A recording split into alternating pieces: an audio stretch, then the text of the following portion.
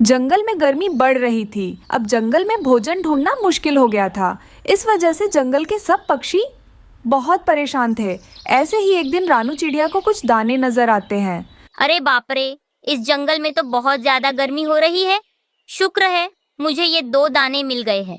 बस ये दाने लेकर मैं घर चली जाऊंगी। रानू वो दाने लेकर जा रही थी, तभी उसके पास एक छोटा सा बकरा आता है। चिड़िया चिड़िया, मुझे बहुत भूख लग रही है, तुम ये दाना मुझे दे दो।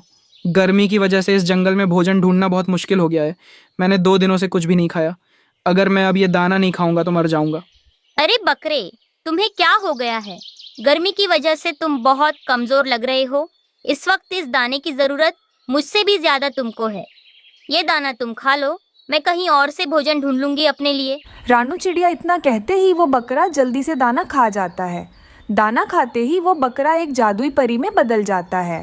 रानू चिड़िया, मैं एक जादुई परी हूँ, कोई बकरी नहीं हूँ। मैं पक्षियों की परीक्षा लेती हूँ कि वो मजबूर की मदद करते हैं या नहीं। मैं तुमसे बहुत ज्यादा खुश हुई हूँ। अब तुम्हें क्या चाहिए, मुझे बताओ रानू। जादुई परी, आप खुद ही देख रही हो हमारे जंगल में कितनी ज्यादा गर्मी हो रही है। बस मैं आपसे क्या मांग सकती हूँ? मुझे कोई ऐसा चीज दे दीजिए कि गर्मी कम लगे। अरे चिड़िया, बस इतनी सी ख्वाहिश लो, मैं अभी तुम्हारी इस ख्वाहिश को पूरा कर देती हूँ। फिर वो जादुई परी अपना छड़ी घुमाती है। वहाँ पर एक घास वाला एसी आ जाता है। जादुई परी, ये क्या चीज है? ये कैसा काम करता है? रानू, इसका नाम ऐसी है। तुम इसको अपने घर ले जाओ। घर के अंदर किसी दीवार पर इसको लगा देना।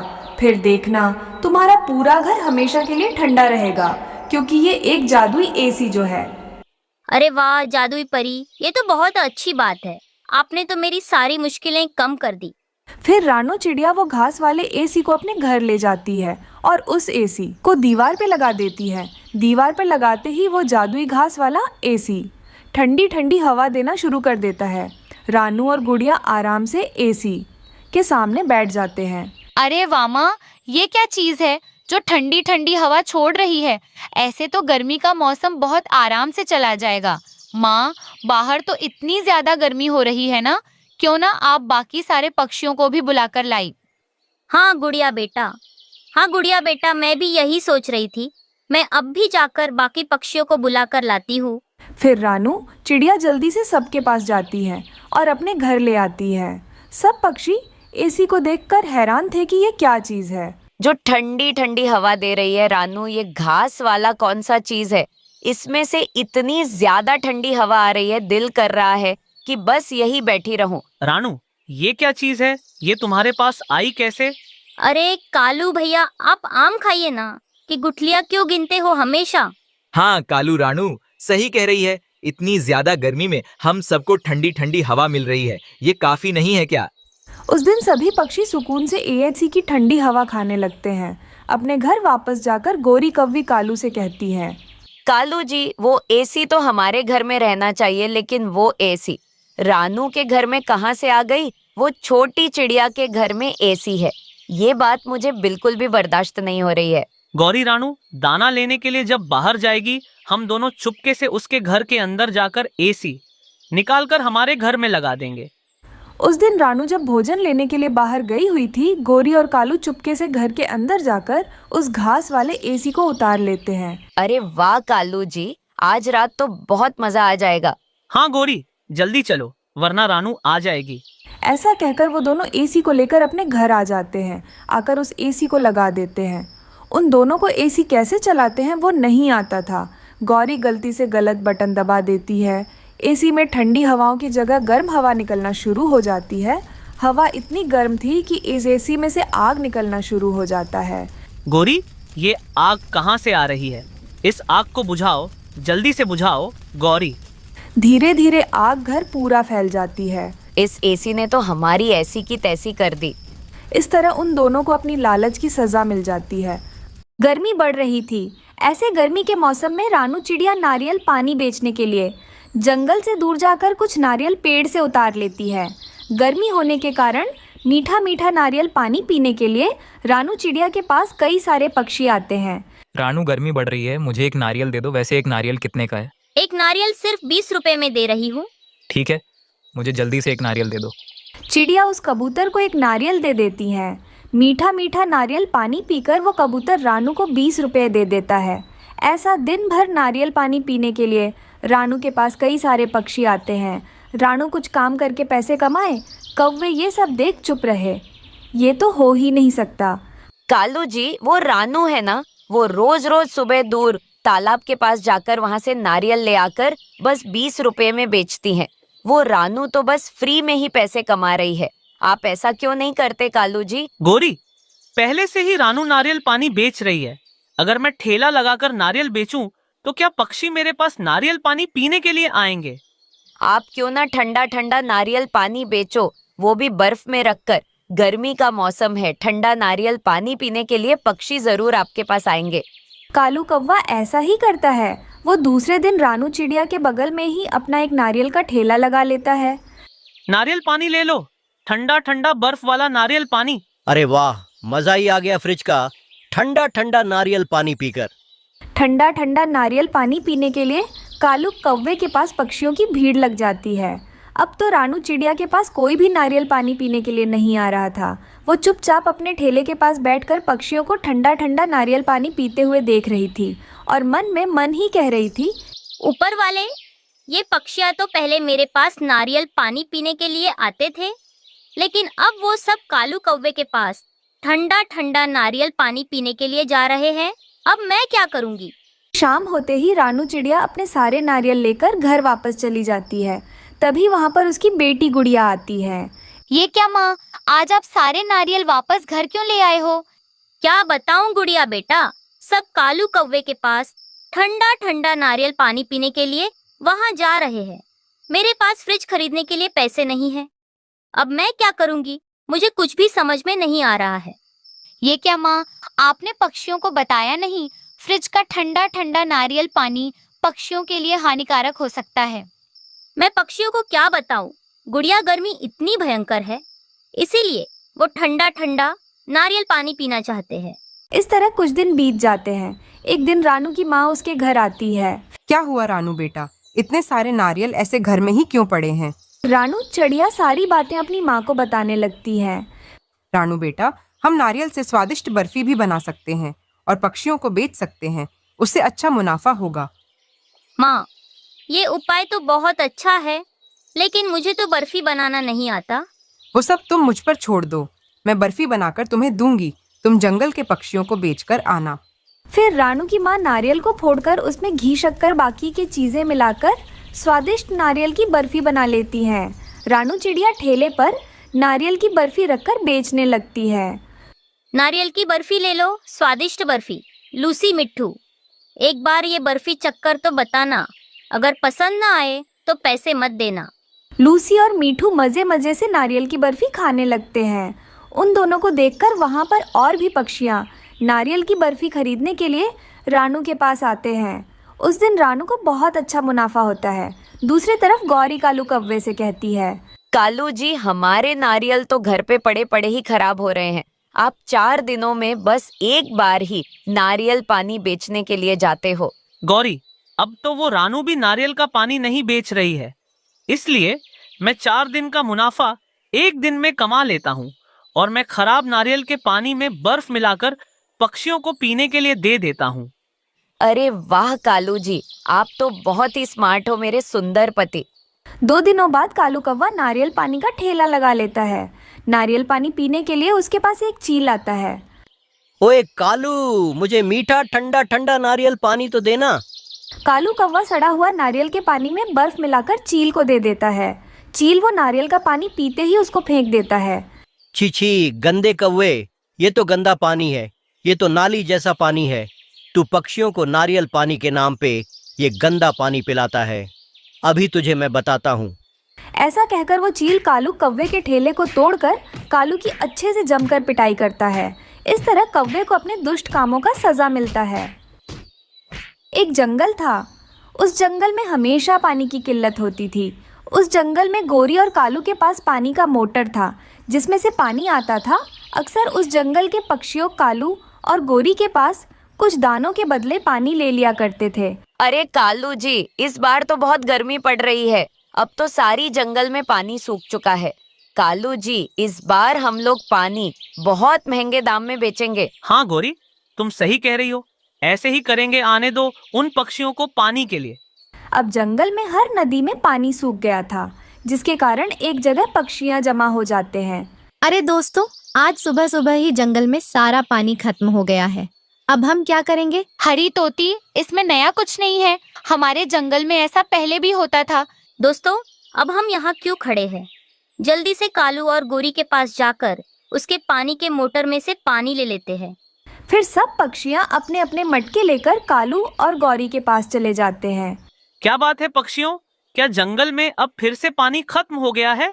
हाँ कालू, हम सब तुमसे पानी लेने के लिए यहाँ आए हैं। वो दुष्ट कौवा पक्षियों के इतने सारे मटके देखकर मन में मन ही सोचता है। अरे वाह, ये सही वक्त है इनको लूटने का। अभी मैं इन सब की मजबूरी का फायदा उठाता हूँ। क्या हुआ कालू कौवे, आज तुमको हमें पानी देने का बिल्कुल भी इरादा नहीं लग रहा है। पक्षियों, तुम सबको पानी तो मिल जाएगा, लेकिन इस बार तुम सबको कुछ दाने बढ़ाकर मुझे देने पड़ेंगे। तो कालू भैया, आप इतनी देर से यही सोच रहे हो? इतने सारे मटके देखकर आपको लालच आ गया है, इसीलिए आप हमसे और भी ज्यादा दाने मांग रहे हो। हाँ, कालू कव्वे रानू बिल्कुल सही कह रही है। हमारे मटके देखकर तुमने दाने बढ़ा दी हैं। हाँ, अब से मैं ऐसा ही करूँगा। तुम सबको पानी लेना है तो लो, वरना मुझे तो पानी की कोई कमी नहीं है। अरे पक्षियों, तुम लोगों को पानी चाहिए तो रुको, वरना यहाँ से चले जाओ, छू छू मत करो। फिर सभी पक्षी कालू कौवे से अपने मटके भरवाकर घर चले जाते हैं। उस दिन कालू और गौरी भी अपने घर पानी ले जाने की सोचते हैं और अपना मटका भरने लगते हैं, लेकिन अचानक से मोटर में से पानी आना बंद हो जाता है। अरे ये क्या, इस मोटर में से पानी क्यों नहीं आ रहा है कालू जी? हाँ गौरी, लगता है कलुआ कौवे को बुलाकर इसको अच्छे से दिखाना होगा। फिर कुछ देर बाद कलुआ कौवा मोटर ठीक करने के लिए कालू कौवे के पास आ जाता है। कालू, मैं अभी इसको चेक करके बताता हूँ, आखिर इस मोटर क्यों नहीं चल रहा है। फिर कलुआ कौवा पूरा मोटर चेक करने के बाद कालू कौवे से कहता है, कालू, तुम्हारा पानी का मोटर बहुत कमजोर हो गया है, अभी इसको किसी और को बेच दो, वरना तुम्हारा बहुत ही ज्यादा नुकसान हो जाएगा। अच्छा ऐसी बात है, फिर मैं आज ये मोटर किसी और को बेच दूंगा। जंगल के सारे पक्षियों को पानी की अभी बहुत जरूरत है, कोई ना कोई खरीद लेगा। फिर कलवा कौवा ऐसा कहकर वहां से चला जाता है। फिर कालू कौवा तुरंत अपने घर जाता है, जाकर गौरी को सारी बातें बताने लगता है। अरे कालू जी, आप एक काम करें, इस पानी का मोटर को रानू को बेच दे। हाँ गौरी, तुम्हारा उपाय तो बहुत अच्छा है, मैं अभी रानू के पास जाता हूँ। ऐसा कहकर कालू कौवा जल्दी से रानू चिड़िया के घर जाता है। क्या बात है कालू भैया, क्या कल से आप पानी और भी महंगा करने वाले हो? क्या यही बताने आए हो? अरे नहीं नहीं रानू, मैं तो चाहता हूँ पानी के मोटर को तुम मुझसे खरीद लो।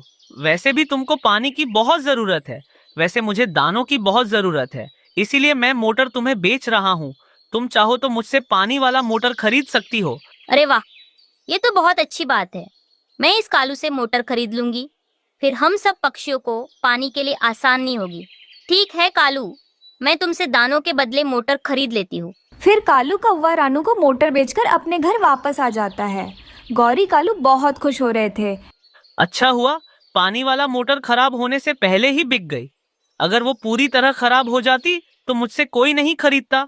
हाँ कालू जी, वो तो रानू चिड़िया पागल थी जिसने आपसे मोटर खरीद लिया। ऐसे ही सुबह हो जाती है। सुबह होते ही सब पक्षियां पानी लेने के लिए पानी के मोटर के पास आ जाते हैं। अरे रानू, ये क्या कालू कौवे की जगह तुम यहाँ क्या कर रही हो? फिर रानू चिड़िया उन दोनों को सारी बात बताती है। अरे वाह, ये तो बहुत अच्छा हुआ रानू, जो तुमने कालू से पानी का मोटर खरीद लिया।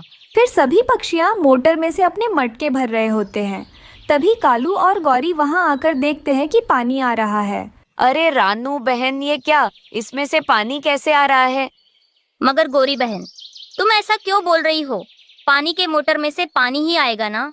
मुझे तो कलुआ कौवे ने बताया था कि इसमें से पानी खत्म हो गया है, इसलिए मैंने तुमको ये मोटर बेची है। कालू भैया, उस कलुआ कौवा एक नंबर का चोर है। उसे तो कुछ भी रिपेयरिंग का काम नहीं आता, वो तो आपको पागल बनाकर गया। वैसे तो अच्छा हुआ यह मोटर। अब ठीक है, अब हम सब पक्षियों को पानी मिलता रहेगा। तुम हम सबको पानी महंगे दानों में देते थे, इसीलिए तुम्हारे साथ ऐसा हुआ। हाँ कालू और गौरी, अब से तुमको यहाँ पानी नहीं मिलेगा। जाओ कहीं और से पानी पी लो। पक्षियों, आज से मैं तुम सबको यहाँ पानी मुफ्त पर दूंगी। पानी यहीं से ले लेना, कहीं और जाने की तुम सबको जरूरत नहीं है।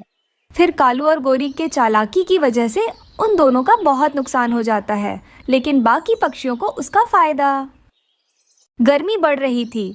ऐसे गर्मी के मौसम में रानू चिड़िया नारियल पानी बेचने के लिए जंगल से दूर जाकर कुछ नारियल पेड़ से उतार लेती है। गर्मी होने के कारण मीठा मीठा नारियल पानी पीने के लिए रानू चिड़िया के पास कई सारे पक्षी आते हैं। रानू, गर्मी बढ़ रही है, मुझे एक नारियल दे दो। वैसे एक नारियल कितने का है? एक नारियल सिर्फ 20 रुपए में दे रही हूँ। ठीक है, मुझे जल्दी से एक नारियल दे दो।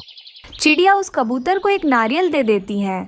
मीठा मीठा नारियल पानी पीकर वो कबूतर रानू को 20 रुपए दे देता है। ऐसा दिन भर नारियल पानी पीने के लिए रानू के पास कई सारे पक्षी आते हैं। रानू कुछ काम करके पैसे कमाए, कौवे ये सब देख चुप रहे। ये तो हो ही नहीं सकता। कालू जी, वो रानू है ना, वो रोज रोज सुबह दूर तालाब के पास जाकर वहाँ से नारियल ले आकर बस 20 रुपए में बेचती हैं। वो रानू तो बस फ्री में ही पैसे कमा रही है। आप ऐसा क्यों नहीं करते कालू जी? गौरी, पहले से ही रानू नारियल पानी बेच रही है। अगर मैं ठेला लगाकर नारियल बेचूं तो क्या पक्षी मेरे पास नारियल पानी पीने के लिए आएंगे? आप क्यों ना ठंडा ठंडा नारियल पानी बेचो, वो भी बर्फ में रखकर। गर्मी का मौसम है, ठंडा नारियल पानी पीने के लिए पक्षी जरूर आपके पास आएंगे। कालू कौवा ऐसा ही करता है। वो दूसरे दिन रानू चिड़िया के बगल में ही अपना एक नारियल का ठेला लगा लेता है। नारियल पानी ले लो, ठंडा ठंडा बर्फ वाला नारियल पानी। अरे वाह, मजा ही आ गया फ्रिज का ठंडा ठंडा नारियल पानी पीकर। ठंडा ठंडा नारियल पानी पीने के लिए कालू कौवे के पास पक्षियों की भीड़ लग जाती है। अब तो रानू चिड़िया के पास कोई भी नारियल पानी पीने के लिए नहीं आ रहा था।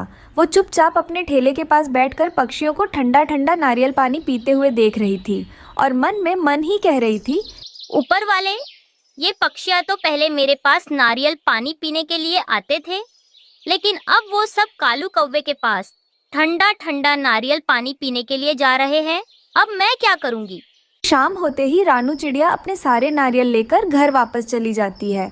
तभी वहाँ पर उसकी बेटी गुड़िया आती है। ये क्या माँ, आज आप सारे नारियल वापस घर क्यों ले आए हो? क्या बताऊं गुड़िया बेटा, सब कालू कौवे के पास ठंडा ठंडा नारियल पानी पीने के लिए वहाँ जा रहे हैं। मेरे पास फ्रिज खरीदने के लिए पैसे नहीं है। अब मैं क्या करूँगी? मुझे कुछ भी समझ में नहीं आ रहा है। ये क्या माँ, आपने पक्षियों को बताया नहीं? फ्रिज का ठंडा ठंडा नारियल पानी पक्षियों के लिए हानिकारक हो सकता है। मैं पक्षियों को क्या बताऊं? गुड़िया, गर्मी इतनी भयंकर है, इसीलिए वो ठंडा ठंडा नारियल पानी पीना चाहते हैं। इस तरह कुछ दिन बीत जाते हैं। एक दिन रानू की माँ उसके घर आती है। क्या हुआ रानू बेटा, इतने सारे नारियल ऐसे घर में ही क्यों पड़े हैं? रानू चिड़िया सारी बातें अपनी माँ को बताने लगती है। रानू बेटा, हम नारियल से स्वादिष्ट बर्फी भी बना सकते हैं और पक्षियों को बेच सकते हैं। उससे अच्छा मुनाफा होगा। माँ, ये उपाय तो बहुत अच्छा है, लेकिन मुझे तो बर्फी बनाना नहीं आता। वो सब तुम मुझ पर छोड़ दो, मैं बर्फी बनाकर तुम्हें दूंगी। तुम जंगल के पक्षियों को बेचकर आना। फिर रानू की माँ नारियल को फोड़कर उसमें घी, शक्कर, बाकी की चीजें मिलाकर स्वादिष्ट नारियल की बर्फी बना लेती हैं। रानू चिड़िया ठेले पर नारियल की बर्फी रखकर बेचने लगती है। नारियल की बर्फी ले लो, स्वादिष्ट बर्फी। लूसी मिट्ठू, एक बार ये बर्फी चक्कर तो बताना। अगर पसंद ना आए तो पैसे मत देना।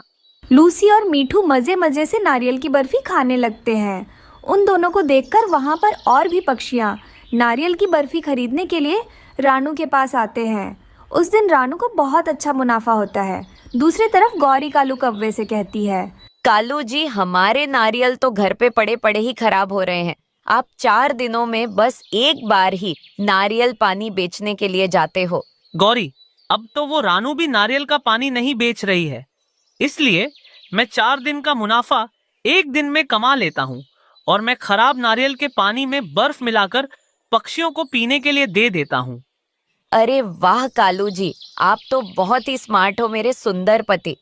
2 दिनों बाद कालू कौवा नारियल पानी का ठेला लगा लेता है। नारियल पानी पीने के लिए उसके पास एक चील आता है। ओए कालू, मुझे मीठा ठंडा ठंडा नारियल पानी तो देना। कालू कौवा सड़ा हुआ नारियल के पानी में बर्फ मिलाकर चील को दे देता है। चील वो नारियल का पानी पीते ही उसको फेंक देता है। छी छी, गंदे कौवे, ये तो गंदा पानी है, ये तो नाली जैसा पानी है। तू पक्षियों को नारियल पानी के नाम पे ये गंदा पानी पिलाता है। अभी तुझे मैं बताता हूँ। ऐसा कहकर वो चील कालू कौवे के ठेले को तोड़कर कालू की अच्छे से जमकर पिटाई करता है। इस तरह कौवे को अपने दुष्ट कामों का सजा मिलता है। दूर किसी जंगल में टुन्नू चिढ़ा अपनी पत्नी और बेटी गुड़िया के साथ रहता था। ऐसे ही एक दिन उसकी बीवी उससे कहती है, देखे ना टुन्नू जी, एक ही बेटी है हमारी, लेकिन हम उसे अच्छी जिंदगी नहीं दे पा रहे हैं। पता नहीं हमारे अच्छे दिन कब आएंगे। मेरी बेटी को मैं अच्छा कब पिलाऊंगी और अच्छा कब खिलाऊंगी। ये मेरा सपना सपना ही रह जाएगा। रानू, मैंने तो सोचा था कि इस बार अगर फसल अच्छी हुई तो मेरे बेटी के लिए अच्छे कपड़े लाऊंगा, लेकिन अब मैं क्या कर सकता हूँ। हर बार की तरह इस बार भी फसल अच्छी नहीं हुई है। टुन्नू जी, आप ऐसा करें, साहूकार कौवे से कुछ पैसे उधार ले लें और उन्हीं पैसों से अच्छा फसल लगाए। हो सकता है हमें उसी फसल से मुनाफा हो जाए। रानू, मैंने भी यही सोचा है। टुन्नू चिड़ा साहूकार कौवे के पास जाता है। हाँ हाँ, ठीक है, पैसे मिल जाएंगे, मगर तू जानता है ना मेरा ब्याज कितना होता है। अगर 2 महीनों बाद मेरे पैसे मुझे वापस नहीं मिले तो पैसों के ऊपर दुगना ब्याज लगेगा। साहिब, आप मुझे पैसे दे दे, मैं 2 महीनों बाद पैसे लौटा दूंगा। फिर टुन्नू चिड़ा साहूकार कौवे से पैसे ले लेता है। वो मंडी से जामुन के बीज लेता है और अपने पत्नी रानू के साथ खेत पर जाकर बीज को बो देता है। टुन्नू जी, आप बिल्कुल भी चिंता मत करना। देखना, हम दोनों मिलकर जामुन की फसल पर अच्छे से मेहनत करेंगे और उस कौवे के पैसे लौटा देंगे। मगर रानू, मुझे तो बहुत डर लग रहा है। अगर फसल अच्छी ना हुई तो क्या करेंगे हम? फिर वो दोनों बहुत ही मेहनत से दिन रात काम करते हैं। मम्मा पापा, आप दोनों बहुत ज्यादा काम करते हैं, थोड़ा आराम लिया करें, वरना आप दोनों बीमार पड़ जाओगे। गुड़िया बेटी, सारा दिन काम करके जब हम दोनों आपको आकर देखते हैं तो हमारी थकान कम हो जाती है। उन दोनों की फसल बहुत अच्छे से होती है। थोड़े दिनों बाद छोटे छोटे और मीठे जामुन लग जाते हैं, जिसे देखकर पापा चिड़ा बहुत खुश होता है। कालू जी, देखा है आपने कुछ? उस चिड़िया की जामुन की फसल पिछली बार से भी इस बार ज्यादा है। अगर ऐसे ही चलता रहा तो वो दोनों हमारे पैसे समय पर लौटा देंगे। अगर ऐसे ही होगा तो हम ब्याज कैसे लेंगे? तुम चिंता ना करो गोरी, मैंने सोच लिया है मुझे क्या करना है। फिर कालू कौवा चिड़िया के जामुन के खेत पर जाता है और खेत पर जहरीली स्प्रे का छिड़काव कर देता है और अपने घर चला जाता है। पापा चिड़ा अगले सुबह अपने खेत पर जाता है तो अपना सर पकड़कर बैठ जाता है।